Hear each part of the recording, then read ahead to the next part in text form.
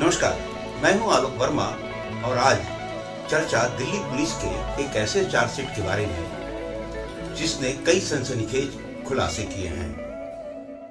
News click के मामले में दायर दिल्ली पुलिस स्पेशल सेल की चार्जशीट में बताया गया है कि कैसे पड़ोसी देश भारत विरोधी अभियान चलाने के लिए फंडिंग करता है और फंडिंग के लिए कैसे घोस्ट या सेल कंपनियां तैयार की जाती हैं, नॉन प्रॉफिट ऑर्गेनाइजेशन का सहारा लिया जाता है और भी बहुत कुछ। चार्जशीट मेरे पास है और मैं इसके बारे में एक एक चीज आपको बताने जा रहा हूं। तो दिल्ली पुलिस स्पेशल सेल की चार्जशीट ने कई सनसनीखेज खुलासे किए हैं। न्यूज क्लिक के खिलाफ दायर चार्जशीट में चीन की साजिश और भारत विरोधी अभियान के लिए विदेशों से आ रहे फंड के बारे में भी विस्तार से जिक्र है। पुलिस ने अपने पक्ष में कई सबूत भी दिए हैं और गवाहों के बयान को भी आधार बनाया है। न्यूज क्लिक के बारे में बताते हुए चार्जशीट में कहा गया है कि न्यूज क्लिक के कर्ता धर्ता परवीर पुरकायस्थ और अमेरिका में बसे श्रीलंकाई नागरिक निवेल राय सिंघम ने 2 दशक से ज्यादा पुरानी दोस्ती है। दोनों 2 दशक से ज्यादा संबंधों में, गहरे संबंधों में है। निवेल द्वारा संचालित कंपनी थॉटवर्क में परवीर ने बतौर सलाहकार काम भी किया।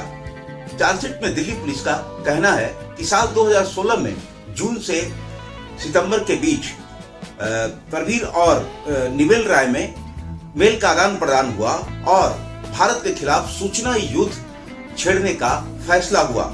इसके तहत एक वैकल्पिक दृष्टिकोण, अलगाववादियों के साथ गठबंधन और एक मीडिया इकाई बनाने की बात हुई।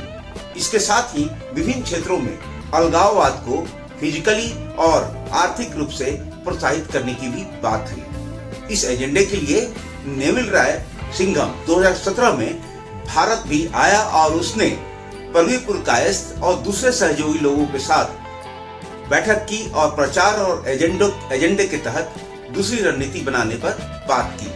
चार्जशीट में परवीर के साथी रहे और सरकारी गवाह बन गए अमित चक्रवर्ती के बयान को भी आधार बनाया गया है। मजिस्ट्रेट के सामने दिए गए इस बयान में अमित ने पुलिस को बताया है कि इसके लिए निवेल राय द्वारा स्थापित और संचालित कंपनियों के माध्यम से पड़ोसी देश से फंडिंग की व्यवस्था हुई। यह देश हमेशा से भारत के खिलाफ सूचना युद्ध करता रहा है। निवेल और दूसरे लोगों ने संगठन बनाए ताकि फंडिंग आसानी से हो सके। इसके लिए निवेल की पत्नी और साझेदार की कंपनी के अलावा पीपुल्स सपोर्ट फाउंडेशन को भी शामिल किया गया। यही फाउंडेशन न्यूज क्लिक में पैसा लगाने वाली थी। जानबूझकर नॉन प्रॉफिट संगठनों को शामिल किया गया। निवेल की कंपनी से परवीर का पहले से ही गठबंधन था। चार्जशीट के मुताबिक इन्होंने भारत में और अधिक फंड की जरूरत महसूस की ताकि कोविड-19 प्रबंधन के खिलाफ दुष्प्रचार, दिल्ली दंगों को सहायता, किसान आंदोलन को भड़काने के साथ साथ नक्सल और पाक प्रेरित आतंकवाद को पोषित किया जा सके। इसी के तहत ये सारी रणनीति बनाई गई थी। सरकारी गवाह के बयान और सबूतों के आधार पर चार्जशीट में बताया गया है कि निर्बाध रूप से भारी मात्रा में यूएस डॉलर पाने के लिए पीपी के न्यूज क्लिक के शेयर के दर निर्धारित किए गए। देखते ही देखते पीपी के बिना किसी व्यवसाय के परिवर्तन या मकसद बदले बड़ी कंपनी बन गई। चार्जशीट में बताया गया है कि पीपुल्स डिस्पैच पर पहले से ही बिना किसी रेवेन्यू मॉडल के पेड न्यूज सामग्री प्रसारित की जा रही थी। इस बात के साक्ष्य हैं कि निवेल और परवीर द्वारा विदेशी फंड प्राप्त करने के लिए एक नया तरीका अपनाया गया।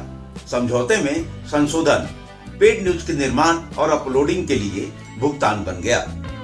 चार्जशीट के मुताबिक एक परियोजना की आड़ में परवीर और सहयोगियों में जम्मू कश्मीर को पाकिस्तान का पार्ट दिखाने की कोशिश की है, जबकि अरुणाचल को विवादित हिस्सा बताया गया है। सबूत और गवाह यह भी बताते हैं कि भीमा कोरेगांव केस में आरोपी और नक्सलियों को हथियार पहुंचाने और दूसरी मदद पहुंचाने के आरोपी गौतम नवलखा न्यूज क्लिक के साझेदार हैं। इस बात के भी सबूत मिले हैं कि दिल्ली दंगों के समय परवीर न्यूज क्लिक के माध्यम से न केवल दुष्प्रचार कर रहे थे बल्कि दंगाइयों को पैसे भी पहुंचाए गए। सीएए, एनआरसी आंदोलन में भी उनका रवैया ऐसा ही था। विदेशी नागरिक विजय प्रसाद और नेविल राय के साथ साथ उनके भारतीय सहयोगियों के खिलाफ जांच दिल्ली पुलिस की अभी जारी है। अमित चक्रवर्ती के बयान में अमित ने बताया है कि प्रवीर विदेश से अवैध तरीके से पैसे लेते थे। इसी तरह के पैसों में से 36 लाख रुपए उन्होंने अमित चक्रवर्ती के भाई के खाते में ट्रांसफर किए थे। उनका कहना था कि वे इस पैसे को कैश के रूप में वापस ले लेंगे। प्रवीर ने पैसे आनंद मंगलाने को दिए और उसे निर्देश दिया कि यह पैसा दिल्ली दंगों में लगे शरजील इमाम को दिए जाएं। आनंद मंगलाने को यह भी निर्देश दिया गया कि वह इन खर्चों पर देखरेख करे और इसके लिए उसको एक ग्रुप का जिसका नाम DPSG था उसमें शामिल होने के लिए भी कहा गया था। हालांकि मंगलाने इस ग्रुप में एक्टिव नहीं था, लेकिन पैसों के खर्च का हिसाब किताब रखने के लिए वह इस ग्रुप में शामिल जरूर था। अमित ने यह भी कहा है कि इसमें से कुछ पैसे SFI के अनुषा पॉल और पवन कुलकर्णी के को दंगों के दौरान हिंसा करने के निर्देश के साथ दिए गए थे। नेविल राय ने प्रवीर को कोविड वैक्सीन के खिलाफ खबरें लिखने के लिए भी बोला था ताकि लोग देसी वैक्सीन ना लें और बड़ी संख्या में मौत होने की दशा में सिविल वार की स्थिति बन जाए। इसके बाद जब किसान आंदोलन शुरू हुआ तो भी प्रवीर को फंड मिला ताकि किसान आंदोलन को भड़काया जा सके। अमित ने अपने बयान में और कई चौंकाने वाली बातें कही हैं। उसने कहा है कि प्रवीर ने कश्मीर सेल भी बनाया था जिसका प्रभारी उनका अपना बेटा था। इसका मकसद कश्मीर में विरोध फैलाना था। नेविल राय द्वारा दिए गए फंड को गढ़चिरौली में कई माओवादियों के हाथ में भी दिए गए। गढ़चिरौली महाराष्ट्र का इलाका है जो बहुत ज्यादा नक्सल प्रभावित है। तीस्ता से दरबार के कई कर्मचारियों को भी न्यूज क्लिक के माध्यम से वेतन दिया जाता था। तीस्ता को फंडिंग के बदले अपने संगठन सबरंग की मदद से सांप्रदायिक दंगों और माहौल को खराब करने का काम सौंपा गया था। चार्जशीट में कहा गया है कि इनमें से कईयों के पैसे तो न्यूज क्लिक देता था, मगर ये सभी सबरंग के कर्मचारी थे। अमित के बयान में सितंबर 2017 में स्पेन की एक मुलाकात का भी जिक्र है। इस मुलाकात के दौरान विजय प्रसाद और चीनी कम्युनिस्ट पार्टी के प्रोपेगेंडा सदस्य भी मौजूद थे। चीनी लोगों ने तब प्रवीर से कहा था कि वो पैसा देंगे, मगर ये पैसा भारत सरकार के खिलाफ चल रहे अभियानों में लगना चाहिए। अमित ने कहा है कि प्रवीर एक डिजाइनर की मदद से जम्मू कश्मीर और अरुणाचल के नक्शे को हेरफेर किए थे। उन्होंने जम्मू कश्मीर को पाकिस्तान का और अरुणाचल को चीन का हिस्सा दिखाया था।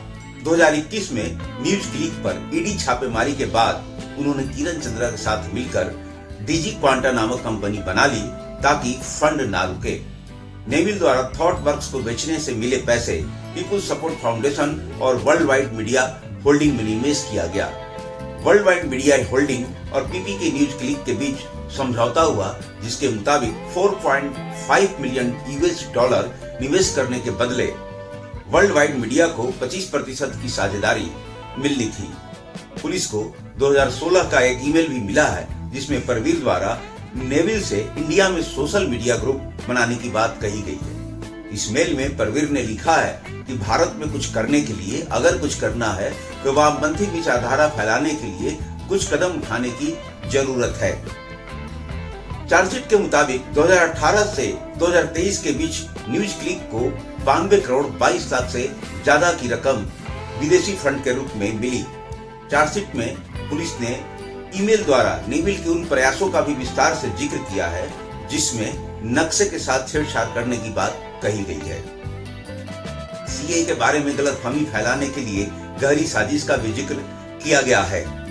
पुलिस की चार्जशीट के मुताबिक मामले में गवाह बन गए एक कर्मचारी के घर से चीनी भाषा में लिखे पोस्टर और कई आपत्तिजनक कागजात भी बरामद हुए थे। कई ऐसी किताबें भी बरामद हुई थी जो इस देश के खिलाफ चलाए गए अभियान का सबूत हैं। पुलिस ने इस चार्जशीट में और भी कई बातें विस्तार से कही हैं।